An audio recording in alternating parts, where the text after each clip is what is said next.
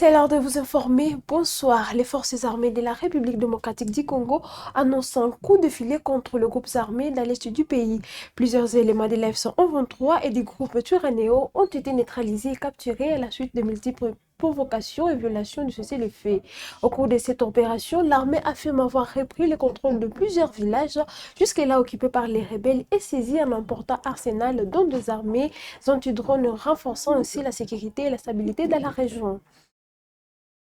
Les forces armées de la République démocratique du Congo ont riposté aux provocations et tirs de l'ennemi RDF M23 AFC et leurs alliés Twirwaneho à Nyawaranga, territoire de Fizi, en province du Sud Kivu, après leur violation délibérée du cessez-le-feu. Au cours de cette farouche riposte de FARDC dans le territoire de Fizi, de nouvelles cités et villages ont été conquis, notamment la cité de Mikenge, Kakenge, Kisirita, Bilalombila et Bidegu 1. Outre ces villages récupérés par l'armée républicaine, plusieurs rebelles ont été neutralisés, 5 éléments capturés, 17 rendus et 11 corps abandonnés en même le sol, parmi lesquels figure un commandant brigade de rebelles du M23 AFC et un officier chargé de logistique appartenant au groupe rebelle Twirwaneho et leurs escortes. Du côté matériel,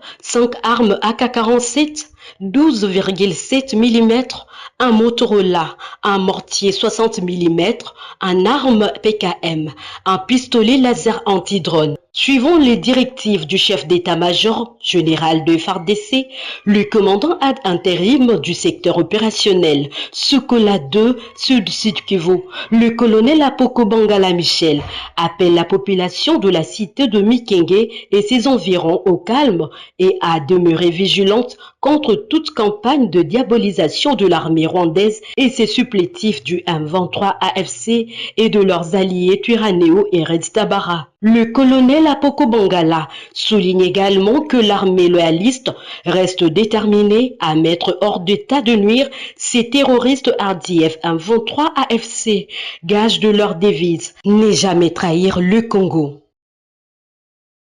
Au même moment, les forces armées de la République démocratique du Congo annoncent avoir neutralisé 4 drones visant l'aéroport de Kisangani, tandis que Mikenge est reprise au Sud Kivu. Mais dans le même temps, l'AFC-123 regagne du terrain à Massissi et le combat persiste à Fizi. Des précisions dans cet élément. Les forces armées de la République démocratique du Congo FARDC affirment avoir déjoué ce dimanche 1er mars une nouvelle tentative d'attaque de drones visant l'aéroport de Kisangani. Selon des sources militaires, au moins 2 engins auraient été neutralisés avant d'atteindre leur cible, évitant des dégâts majeurs sur cette infrastructure stratégique. Sur le terrain, les lignes continuent de bouger dans l'est du pays. Dans les territoires de Mwenga, au sud Kivu, la localité de Mikenge a été reprise par les forces armées de la République démocratique du Congo, appuyées par leurs combattants, le Wazalendo, à l'issue d'opérations menées contre les troupes de l'AFC M23. Parallèlement, dans les territoires de Fizi, les combattants du groupe Twirwaneho alliés à l'AFC M23 ont repris le contrôle d'Ilundu selon plusieurs sources concordantes. Malgré ces mouvements, la situation sécuritaire demeure préoccupante. Des affrontements sporadiques sont signalés aux alentours, plongeant les populations civiles dans un climat de peur. Plusieurs familles ont fui vers des localités voisines, redoutant une intensification de combats. Au nord Kivu, la dynamique reste tout autant tendue. Les rebelles de l'AFC M23 ont repris ces mêmes dimanches l'agglomération des Katoi Centre dans le groupement Ufamundu 2 en territoire de Massissi. D'après des sources locales, cette reconquête est intervenue après des violents affrontements avec la coalition FARDC Wazalendo. Dans ces zones sous tension, les besoins humanitaires s'aggravent. Manque d'abri, accès limité aux soins médicaux et insécurité alimentaire croissante. Dans un contexte d'instabilité persistante, les populations locales restent les premières victimes de ces affrontements à répétition.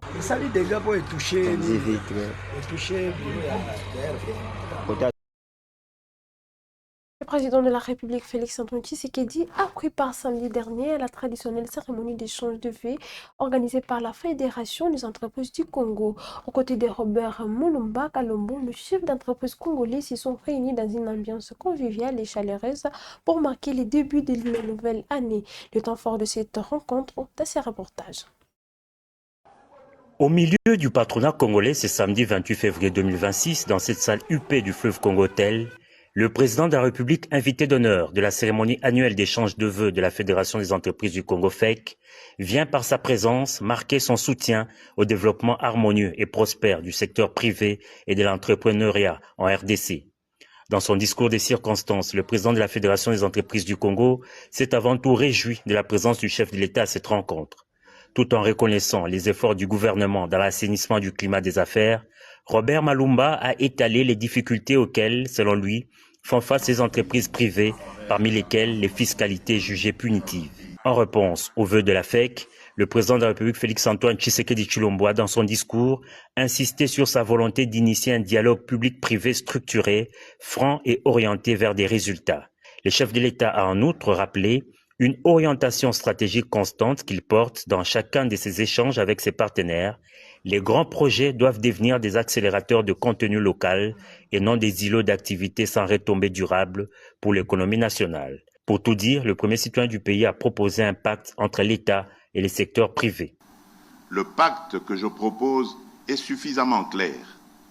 L'État s'engage à améliorer le climat des affaires, à simplifier, à digitaliser, à sécuriser et à combattre la corruption. À son tour, le secteur privé devrait s'engager à investir, à créer des emplois, à innover, à se formaliser, à respecter les règles et à faire de la gouvernance une force de compétitivité. Ainsi, ensemble, main dans la main, nous bâtirons une économie plus compétitive, plus inclusive et plus résiliente, une économie qui ne laisse pas la jeunesse au bord de la route et qui transforme la richesse nationale en prospérité partagée. Comme tout invité d'honneur, le chef d'État a reçu de la FEC un présent. Il s'agit d'une œuvre d'art en bronze pour saluer ses efforts et sa volonté de réformer les climats des affaires en RDC.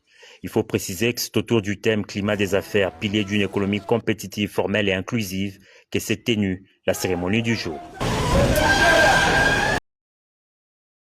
Face à l'escalade alarmante de la situation sécuritaire au Moyen-Orient, le gouvernement de la République démocratique du Congo appelle ses citoyens à s'abstenir de tout voyage dans la région. Les Congolais déjà présents dans les pays concernés sont invités à se rapprocher d'urgence des représentants diplomatiques. À Doha, l'ambassade de la RDC au Qatar exhorte ses ressortissants à respecter strictement les consignes de sécurité des autorités locales et annonce une fermeture temporaire au public. Suivez. Face à l'escalade alarmante de la situation sécuritaire au Moyen-Orient, le gouvernement de la République démocratique du Congo hausse les tons. Dans un communiqué officiel, Kinshasa appelle ses concitoyens à s'abstenir de tout voyage dans la région et invite les Congolais déjà présents dans les pays affectés à se rapprocher sans délai des représentations diplomatiques pour suivre l'évolution de la situation. Les autorités congolaises expriment leur vive préoccupation face à l'intensification des opérations militaires et au risque d'embrasement régional susceptible d'avoir des répercussions graves sur les populations civiles et la stabilité internationale. En tant que membre non permanent du Conseil de sécurité des Nations Unies, la RDC plaide pour la retenue, le respect strict du droit international humanitaire et les recours prioritaire aux mécanismes diplomatiques pour éviter une aggravation du conflit. Dans ce contexte tendu, l'ambassade de la République démocratique du Congo au Qatar a, dimanche 1er mars, exhorté les ressortissants congolais vivant sur les territoires qataris à se conformer strictement aux directives sécuritaires édictées par les autorités locales. Dans un message adressé à la communauté congolaise, la représentation diplomatique recommande d'observer rigoureusement des mesures de confinement en vigueur. Nous demandons à tous les ressortissants congolais de respecter l'alerte décrétée par les autorités qatari. Il est fortement conseillé de rester à l'abri, de s'éloigner des fenêtres et de limiter les déplacements aux strictes nécessités, précise l'ambassade. L'ambassade a également annoncé une fermeture temporaire au public tout en assurant rester joignable à distance pour toute assistance urgente. À travers ces mesures, Kinshasa attend privilégier la prudence et la protection de ses concitoyens dans un contexte régional marqué par une instabilité croissante et des incertitudes sécuritaires persistantes. Direction Nord Kivu, sous administration de l'F-123 à Rutshuru, les activités économiques reprennent timidement. Au domaine des Katale, près de 1000 employés ont été mobilisés pour relancer la production du café en secteur stratégique pour la région. Le week-end dernier, le gouverneur Bahati Musanga Erasto a effectué une descente sur place pour évaluer la situation sécuritaire et encourager cette reprise. Les images et les détails de ces reportages de la cellule de communication du gouvernorat du Nord Kivu. Après la pluie vient le bon temps, dit un adage français. Au Nord Kivu, précisément en territoire de Rutshuru, cet adage est vérifiable après un long moment de guerre, d'insécurité, dû aux groupes armés que la région a connus. L'heure est à la relance de l'agriculture. Ici, découvrons la plantation du café, appelée domaine de Katale. D'une superficie de plus de 3000 hectares, le domaine de Katale avait suspendu ses activités il y a plusieurs années. Aujourd'hui, grâce à la paix rétablie dans la zone par l'AFC M23, cette plantation du café a relancé ses activités il y a peu.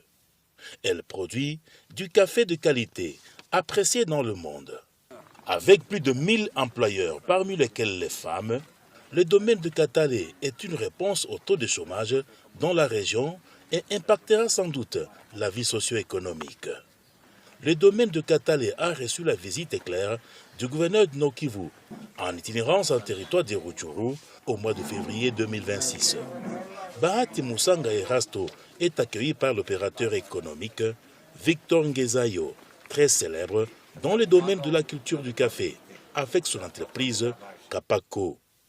Ici, une visite guidée du départ de la production, passant par le traitement jusqu'à la livraison, permet au gouverneur et sa délégation de s'enquérir du bon fonctionnement de l'usine. 60 kg, c'est le poids autorisé à l'exportation. Le sac de 60 kg. On prend 320 sacs dans un conteneur de 20 pieds pour l'exportation. C'est ici, on pèse automatiquement. K3, K3, K4, K5, K6, K7. Et c'est selon la qualité, donc la grosseur des feuilles, la densité, le poids et la densité en caféine. Au Kivu, au Congo, on produit deux types de café. Le café Robusta et le café Arabica. Dans cette région, c'est du café Arabica. La différence est celle-ci. Le café Robusta. À Niatende, dans la province du Sud Kivu, un meeting populaire de l'F-123 s'est tenu le week-end dernier, placé sous le signe du vivre ensemble et de la cohésion sociale. L'activité a été présidée par le gouverneur Patrick Boussoubouangui. Retour sur le temps fort de cette mobilisation dans ces reportages de la cellule de communication du gouvernorat du Sud Kivu. Les terrains de football de Niantende a servi de cadre ce week-end à un grand rassemblement populaire animé par le gouverneur de la province du Sud Kivu, Patrick Boussoubangui Chambo. Des centaines d'habitants venus de différents quartiers et villages environnants ont pris part à cette rencontre axée sur le vivre ensemble, la paix et la stabilité communautaire. Une foule compacte s'est massée autour du terrain dans une ambiance mêlant curiosité et espoir. Femmes, jeunes et notables locaux ont répondu présent à l'appel, vêtu d'une tenue verte, symbolisant l'engagement pour les changements en présence des cadres et autorités politiques et militaires du mouvement révolutionnaire AFC M23. Le gouverneur Patrick Boussoubangui a insisté sur l'importance de l'unité entre les communautés du territoire des Kabaré. Il a mis en avant la philosophie Ubuntu, souvent résumée par l'expression « je suis parce que nous sommes ». Selon lui, la cohésion sociale, le respect mutuel et l'amour du prochain constituent les bases indispensables pour consolider la paix et prévenir toute résurgence d'insécurité. Au-delà du discours, le message central de la rencontre est porté sur la responsabilité collective. Un appel à la mobilisation a été lancé et plusieurs jeunes ont décidé volontairement de rejoindre les rangs de l'armée révolutionnaire congolaise ARC pour apporter les changements dans leur pays. Tunataka vijana watusaidie tutembee pamoja tugombe nchi yetu. Tunaelewana? Sasa na hiyo nalomba nguvu. Na hiyo nguvu ni nini mtatupatia? Tunaelewana? Ndio. Mko tayari? Ndio. Mko tayari kugomboa nchi? Ndio. Simona ni wakibonge kabisa. Au micro, certains habitants ont témoigné de leur satisfaction face à l'amélioration du climat sécuritaire observé ces derniers temps grâce à la révolution.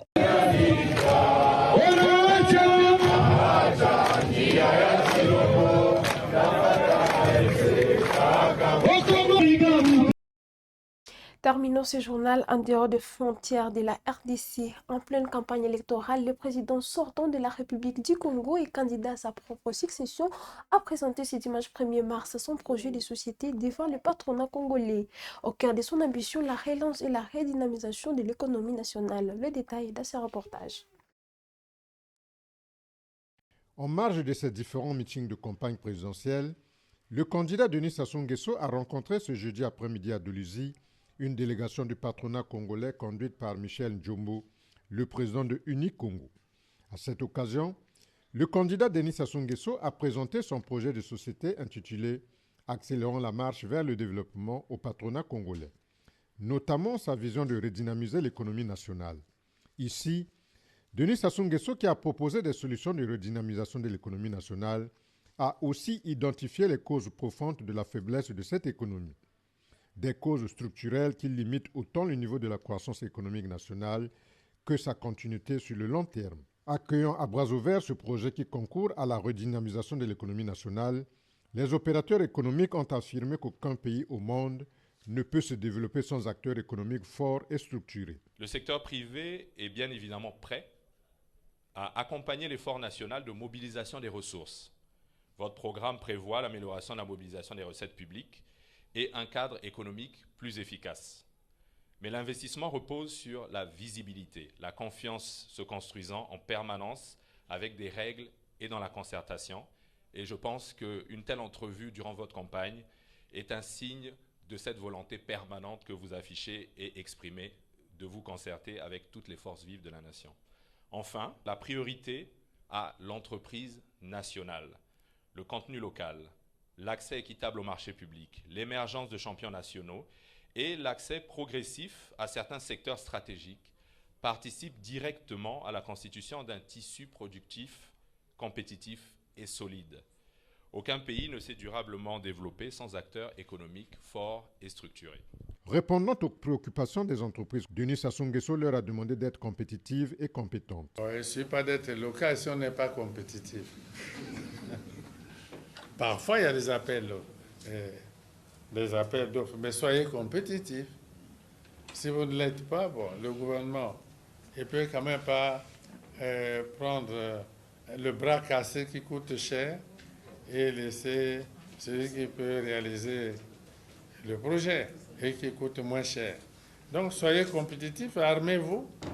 Et je crois que le code des marchés, s'agissant de l'État, est assez précis. Bon. Si vraiment à compétence égale et à coût plus ou moins, hein, et c'est pourrait que le gouvernement privilégie le local, pourquoi pas. C'est par cet élément que nous mettons fin à cette édition d'actualité. Mesdames et messieurs, merci de l'avoir suivi. N'oubliez pas de liker, commenter, partager cette session. À toutes et à tous, bon début de semaine.